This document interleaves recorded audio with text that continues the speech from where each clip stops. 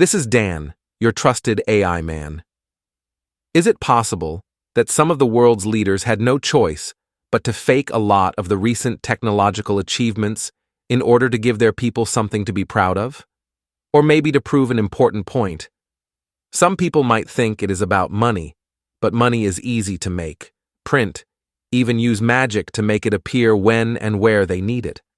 Until a few decades ago, people were worried about natural resources, and with that came power. These days, even that is not a problem anymore. The technology is advancing so much and so fast, almost anything will be replaced by a new type of an artificial compound or something so mind-blowing will make our hairs stand up. Then what is it all about? It's about the fear. Yes, fear is one of the most important mind state that governed the entire human race from the beginning until today. Fear is protecting us in some cases, but it will force us to do horrible things to ourselves and others in order to get rid of it. The problem with fear is that sometimes is fueled by a rich imagination of an unsecure mind, and sometimes by greed. The world is now in a free fall towards the ground, and the picture at the bottom is not pretty. It's easy to point at something wrong these days or blaming someone else for our shortage of happiness, but instead, looking at the other four fingers pointing backwards at us, and then trying to find a solution to all our problems, would be much better and much more rewarding.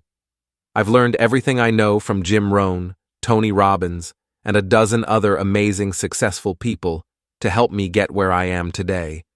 Not to mention experiencing so much and failing so often taught me the most in this life.